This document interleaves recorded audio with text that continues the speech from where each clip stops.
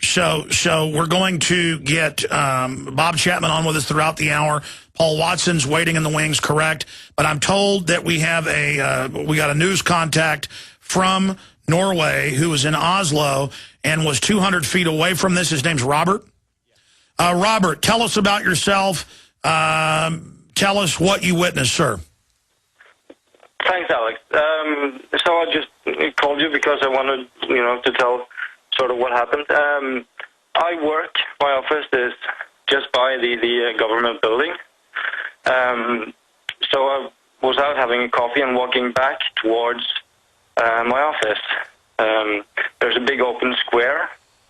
So I was just coming into the square, and then, you just got blasted a bit back, and windows was flying out, glass behind me, in front of me, and then all of the city just went totally quiet.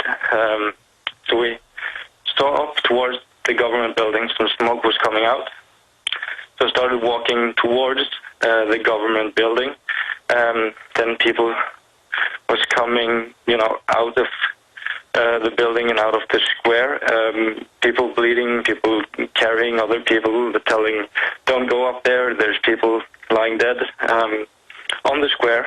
And I just stopped and waited for the police and ambulances and things to come, because it was. And by the way, we've checked your number. You are in Norway right now. Now, sir, you told our office specifically, appreciate your courage after being shook up by this, just as Kurt Haskell and his wife were in Amsterdam and saw the disheveled, appeared to be drugged, underwear bomber, Christmas Day bomber, being gotten on the plane by a sharp-dressed man with an American English accent.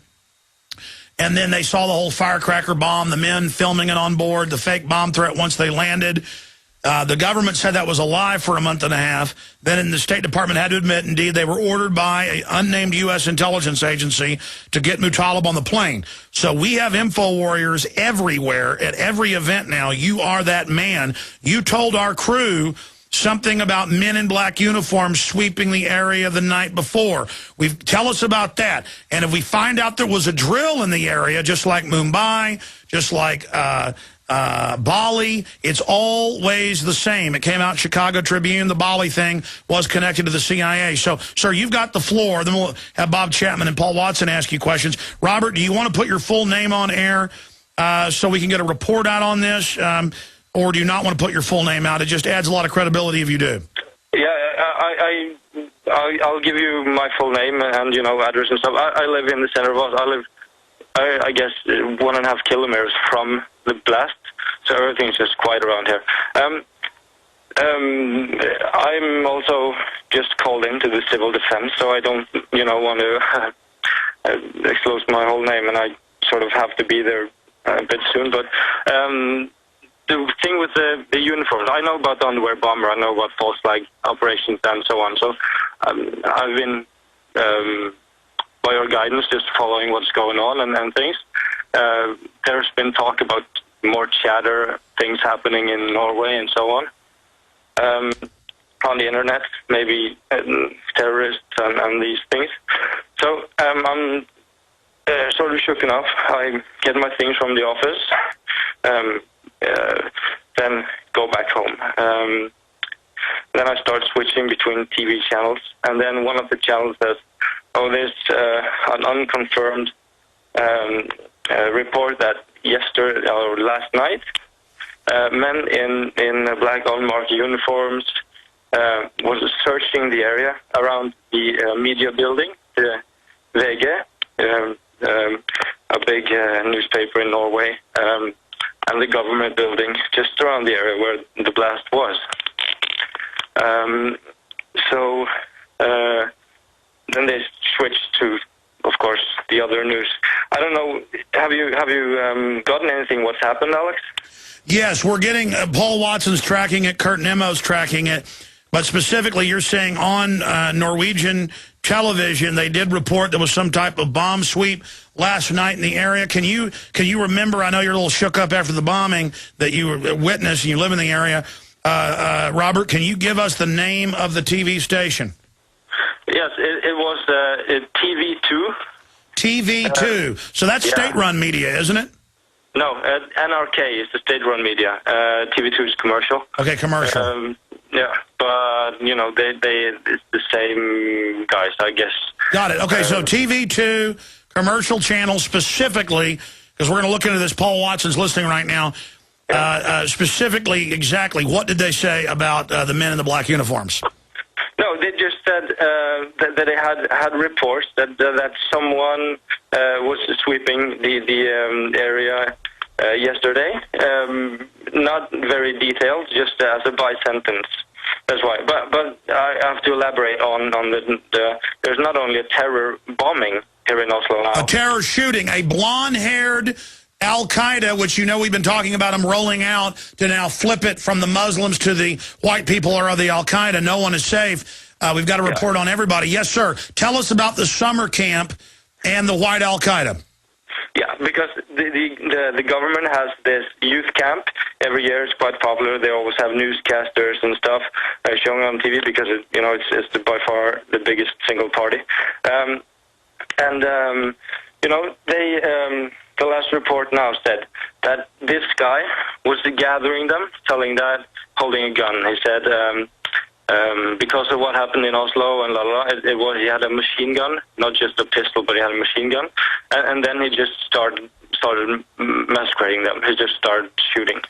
And we've now had a Rena jihadi group with intelligence connections take the credit. So, and the government's now saying, correct, because I've got British news on this. It's up on the Drudge Report. They're saying that the white Al-Qaeda is connected to the other Rena jihadi group that supposedly is involved in this. Is that what Norwegian television is saying? No, they're saying that they don't have. They're naming names. They're saying, "Oh, it could be connected." It's it looks like Al Qaeda operation because it's happening two places at the same time. Yeah, the New York Times is reporting that it's the helpers of global jihad. Now they'll use a message board somewhere. I could go on a message board and say Santa Claus took credit, and they would print it, but. So this is just, and they also have they're naming a mullah here and saying him specifically. It looks like, because I was watching CNN and following the 911 happening live, and they, within, a very short amount of time, they were saying, oh, this is Bin Laden, okay? Yeah, from the grave, Bin Laden. Yeah. Yeah. And they've got the million pages of stuff they found where they can always make up new plots out of that. And, of course, he's in the ocean down there with Saving Nemo, and everything's fine. Blast and gun attack in Norway, 7 dead. How are the Norwegians taking this? And why do you think the globalists, because this is clearly staged, ladies and gentlemen, I mean, I'd say 98% chance. I mean, I see this as right as the banking cartel tries to make Europe sign on to pay everything into the banker's coffer. This is a way to unify people around unpopular government programs. I don't know if you say you're a listener. Have you not heard me predict exactly this would happen and that Western Europe would be the first target of the soft target attacks? Sir, I've been following you every day, and I know this. I've been extra observant on the news and seeing where things are going on. I was thinking maybe Berlin, maybe even Stockholm, and we're outside the EU, but we have 6 planes in Libya. Where we just got a message from this Fogh Rasmussen telling. Oh yeah, they're going to try to blame Gaddafi. Exactly, as a pretext for the ground invasion. We also talked about that being a possibility. That needs to go in the hopper because they want the ground invasion September, October. You're saying this either could be Gaddafi or it could be being blamed on him. But now you have the blonde-haired guy involved. That it really pushes it into the realm of government staged. What is your gut? I mean, you're somebody who just survived this. You're somebody who was, felt the blast. You were somebody who was right there, 200 feet away from it. What does your gut tell you this is?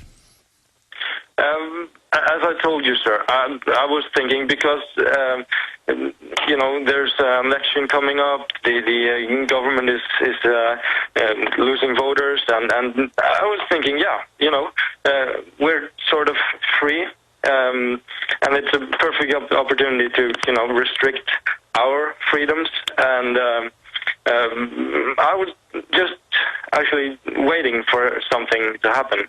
I'm sorry to say, but, Well, still, we've got 7 people dead. You've still got a better chance there of dying from being struck by lightning. And even if thousands were dying, you don't give your freedoms up to terrorists. You don't give in to it, even if it was real. What's your I mean, you just survived. You said you were 200 feet away. How did the blast affect you?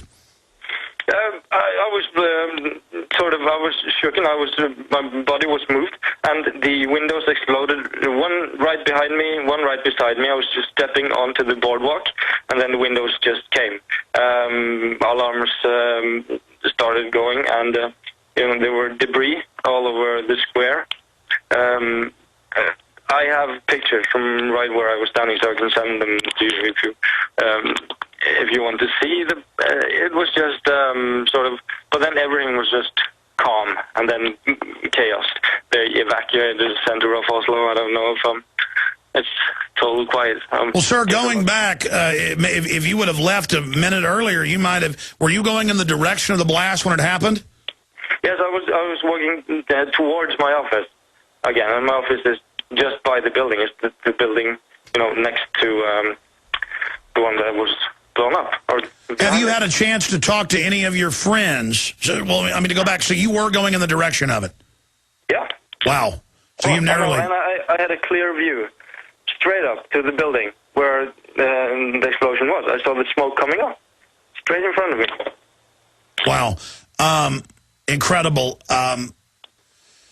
Now, expanding on this, so there you have it. The government in trouble, government approval ratings down. Magically, this happens. Have you had a chance to talk to any other Norwegians and get their view of what they think's going on? Well, we've sort of texted, people are okay and so on. So I'm just saying staged, and people saying this is just strange, and people say, yeah, staged. But, not everyone understands that these things can happen. Stage when I don't know for certain, of course not, but it's so strange. They were also saying that they saw 4 men in a black Mercedes shooting away from where the incident site just before it happened. Some car was blocked at the airport. It's just a strange messages going everywhere, but I guess it's just chaos also right after the explosion. Well, they'll find some patsies. Do we know what happened to the blonde-haired Al-Qaeda who shot up the summer camp, and do we know who he killed there? Well, they say they have arrested one person. I mean, this was an island, and people were just swimming away from the island. People were calling and texting people on land that they were running away, just hiding. They don't call. He might find them. He was running around the island trying to find people and shoot them. Yeah. If you just joined us, we're talking to Robert, who is in Oslo, Norway, a listener of the show. And we've called him back there. He is there in Oslo, and we appreciate him joining us. I want to bring Bob Chapman up, who worked in U.S. intelligence against the Russians, to ask you a question, and then Paul Watson, and then we'll let you go, but stay in contact with you in the next few days and perhaps get you on Sunday after you've had time to really soak all this in. We're glad you survived. Sad for the 7 that are dead, the now over 30 seriously wounded, a devastating attack. There are more. They drag dead people into the building to do reconnaissance, and that number is going up, sir. Oh, so there's more than 7 dead from what you saw. Yeah, and there's a lot of people killed after the shooting. I'm watching the TV2 live broadcast. Oh wait, now they're saying the shooting killed a lot more people. Yeah, the shooting they don't have any numbers because it's the island, there's bad weather and. But the blonde-haired Al-Qaeda right on time as Jen Napolitano rolls out her "White Al-Qaeda is going to get you." I mean, can you see the scripting of how they roll these things out? I mean, it's ridiculous.